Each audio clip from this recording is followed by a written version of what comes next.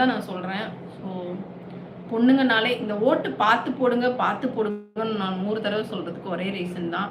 உண்மையாவே இப்ப ரீசென்ட் டைம்ஸ்ல நான் ஒரு ஷோல போயும் பேசியிருப்பேன். ஆ அவ்வளவு பொண்ணுங்கள வெளியில அனுப்பிச்சுட்டு, நாங்க படுற கஷ்டம் எங்களுக்கு மட்டும் தான் தெரியும். காலேஜுக்கு அனுப்பிச்சுட்டு கூட எப்ப வருவாங்க அப்படிங்கிற ஒரு பயத்தோட நம்மளும் வெளியில போக முடியல. ஸோ அந்த அளவுக்கு இருக்கு. இதெல்லாம் மாறணும். நம்ம நாட்டிலேயே நம்ம நிம்மதி இல்லாம வாழ்ந்துட்டு இருக்கோம். ஸோ இதெல்லாம் மாறுனா நல்லா இருக்கும் அப்படிங்கிறது தான் ஒரு ஒரு மைண்ட் செட். ஸோ யார் வந்தாலும் இந்த ஃப்ரீயா குடுக்குறேன், அது குடுக்குறேன் எதுவுமே எங்களுக்கு வேண்டாம். இந்த ஃப்ரீயா நீங்க எதுவுமே குடுக்க வேண்டாம். தயவு செய்து ஒரு சேஃபான ஒரு நிம்மதியான ஒரு லைஃப் கிடைச்சா போதும். மற்றபடி ஃப்ரீயா அதை தரேன், இது தரேன். ஃப்ரீயா பஸ்ஸு யாரு கேட்டா ஃப்ரீயா பஸ்ஸு?